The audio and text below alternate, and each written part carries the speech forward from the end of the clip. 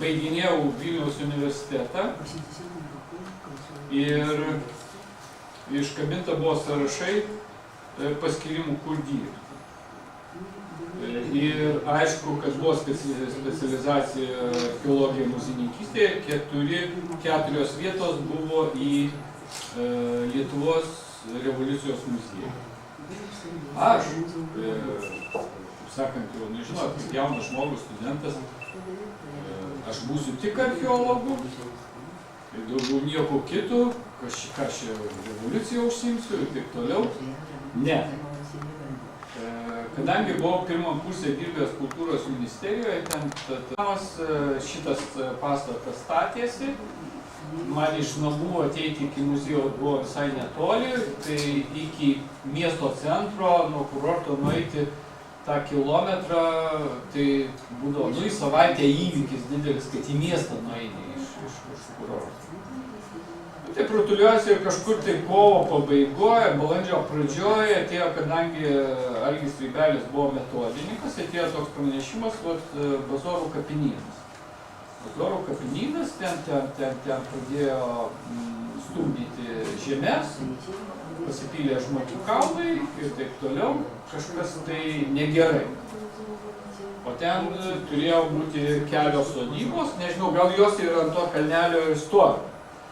Ar ten kelias dabar eina, ten šonuose nebuvęs, kiek čia, 30 metų daugiau.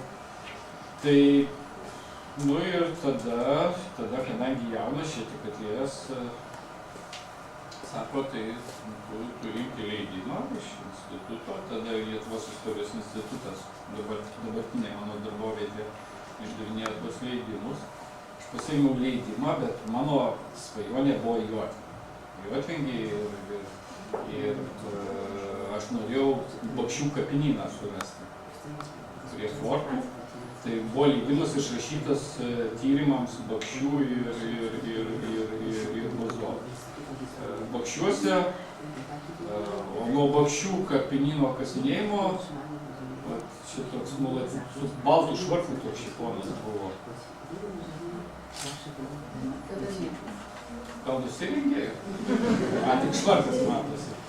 Toks ponas su baltu švarku nuo Bakšių kapinyno, matot, po šiai dienai niekaip jo atsikratyti neįmanoma. Tai ten pradėjom kasinėti, bet mus ten išvijo, nes ten buvo privati ganykla. Panašu, kad mes ten buvom priėję iki to kapinyno, ar vėlesnio. Ir teko persimesti į Bazorą, nes jau laikas šlubavo, ir Bazoruose pradėjom kasinėti. Iš pradžių, aišku, kur kreipiausi, jokių pinigų nebuvo. Jokių pinigų, vaikai važinėjo į Bazorus, ten iki Takniškių, kažkur 12 kilometrų, patys mokėjosi už tuos bilietus ir taip toliau. Ten iš visų supratimo, kad yra tokie pinigai, nebuvo, turbūt tais laikais ir pinigų nebuvo. Ir vienas po kito, ten keli berniukai buvo, kadangi aš buvau baigęs Alytaus Kamte vidurinę mokyklą, tai nuėjau pas savo buvusį direktorių. Ir tuometinis buvo direktorius, jisai suvedė su mokytojais, visą kitą, jie geranoriškai, o čia vasarai, čia vaikai prasiblaškys. Tai aišku, visos gražios panelės susirašė. Aš dar buvau jaunas, tada 23 metų. Tai tos panelės, taip sakant, su kastuvu porą kastuvų įdesdavo. Ir pavargdavo, o du berniukai, tas su baltu švarku, paskui dar kitas kasė. Kasė, tos mergaitės vis dingo. Ir sunkiausia buvo pirma savaitė, aš nežinau, gal į ar pirmą mes savaitę ar antrą. Zenonas rašė dienoraštį, tai pas jį tiksliau viskas yra. Galų gale atsidengėme pirmą kapą. Kitą dieną pradėjome jį preparuoti. Ir kai tais laikais dar mažai pažinta, visas tas laikotarpis buvo įspūdinga, viską nesegė, žiedai, visą kitą ir apskritai griaučiai buvo. Tai, nu, kažkas nuostabu, nu ir pasikeitė tokia situacija, kad iš karto atsirado berniukų labai daug. Nežinau, ten Zenonas, paskui toks Artūras Vitukinas buvo. Atsirado tų vaikų daug.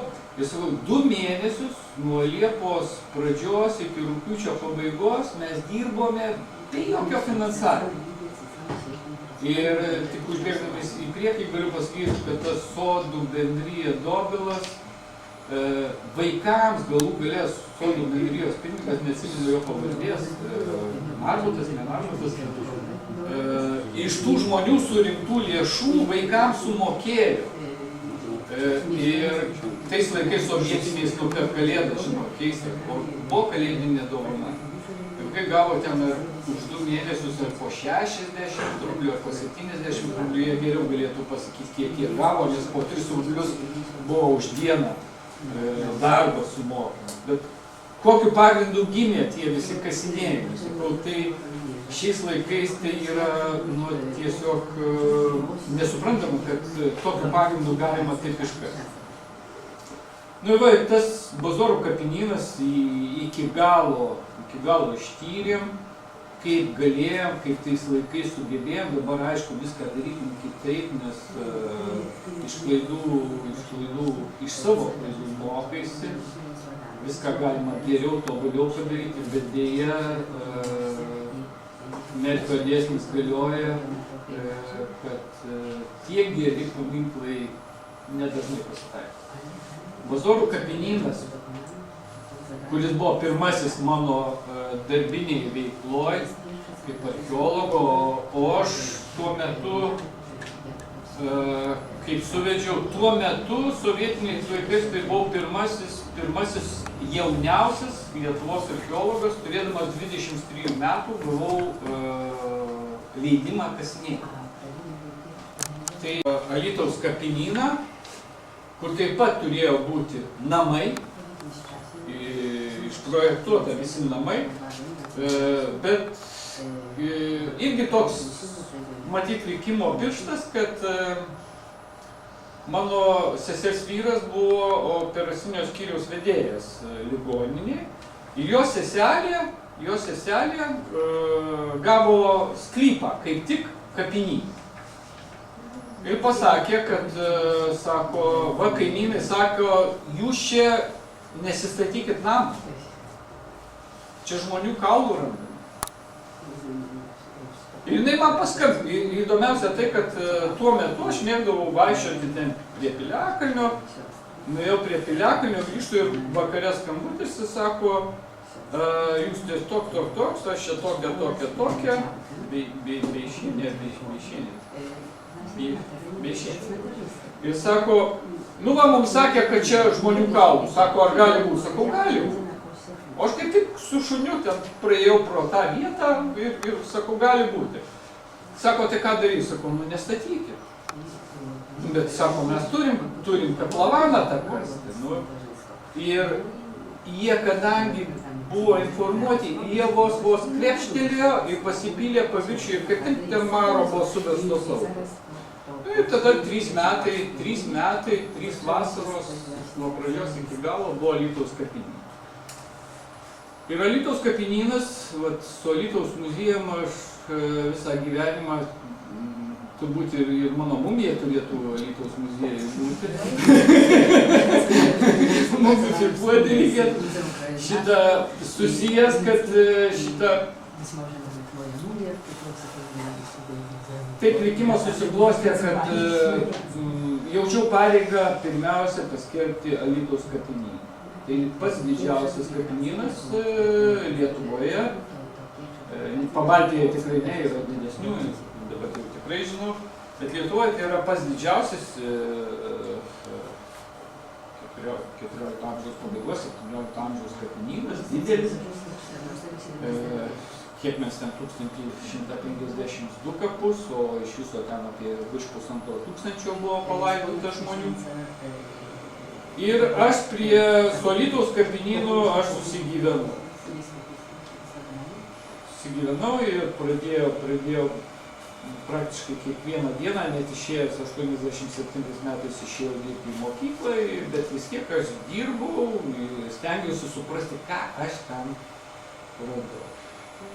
Tada išėjo, jau perėjau dirbti į Lietuvos istorijos institutą. Pirmas mano darbas, ne tai kad darbas, bet pirmoji knyga, Alytaus kapinynas buvo Lietuvos istorijos institute, bet tai buvo apie 2002 metus. Ir jeigu ne Alytaus kraštotyros muziejus ir mano draugė Audronė, tai vargu ar, gal po kurio laiko būtų ir išėję, bet tai labai abejotina, nes atsimenu, Alytaus duodavo taip. Lietuvoje buvo tokia tvarka, institutas pateikė prašymą, gauna finansavimą, bet tas finansavimas toks buvo labai apgaulingas, tai yra trečdalis sumos, o tu kaip nori, taip išleisi. Jeigu ne Alytaus meras Kirkliauskas ir Audronė, tai ta knyga būtų nepasirodžius. Ir vat išėjo, tada pirmiausia išėjo Alytaus kapinynas, paskui labai keistai po Alytaus kapinyno pasijuto, kaip kiekvienam tyrėjui tokia niša, viskas, lyg tai gyvenimas baigtas, tu vieną knygą išleidai ir ką tu toliau veiksi. O problema buvo, tai dukra mane paskatino tokį dalyką, aš pirmą knygą Alytaus kapinyną dedikavau tėvams ir sūnui, kuris Alytui gimęs. O dukrai buvo, kiek jinai gal 6 metų, sako, tai va, sako, mano brolis tai savo knygą turi, o aš neturiu. Tu man turi parašyti knygą. Jo, ir pradėjau rašyti knygą Lietuvos didžiosios kunigaikštystės kristinizacija 14 amžiaus pabaigoje, 6 metai. 6 metai kalėjimo. Čia buvo tikras kalėjimas, nes praktiškai žmonių nematydavo. Reikėjo dirbti ir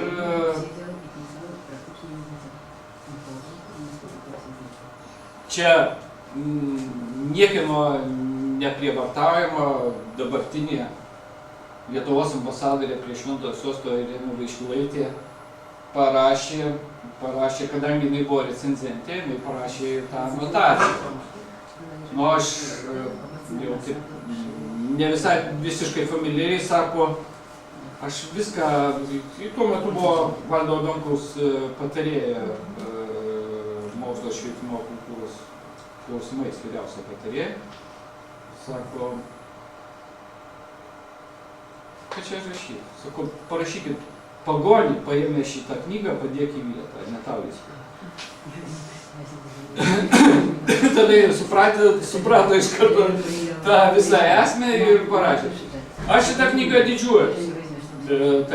Ir po to išėjo dar kita Žalgirio epochos lietuvių ir žemaičių karių kapai. Ir kas keisčiausia, pats pirmas darbas, pats brangiausias ir tikrai unikalus Bazorų kapinynas ir vienur, ir kitur naudota palyginimui, analizai, straipsnėmis ir taip toliau. Ir nėra. O jeigu jo nėra paruošta, vadinasi, jo apskritai nėra, nes kiekviena muziejų gali surinkti. Medžiaga nyksta ir taip toliau. Ir kadangi mes su Audronė seni bičiuliai nuo Alytaus kapinyno turbūt amžini tapom, tai aš jai sakau, žinai, aš jau pradėjau rinkti ant tuos bazorus, visą kitą, gal reikia juos publikuoti, taip. Ir va taip tapo įtraukta į šitą, po šito projekto skraistį ir išėjo ta knyga. Atvirai pasakius, iš visų knygų, nors dabar jau penktos vieną tomą parašęs, bet šitą buvo sunkiausia, Bazorų kapinyną buvo sunkiausia rašyti, o sunkiausia dėl to, kad jau iš esmės viskas man buvo aišku. Ir labai didelių valios pastangų reikėjo prisiversti, pažiūrėti, išsianalizuoti ir išvelgti tuos dalykus, kurių kitus būtų.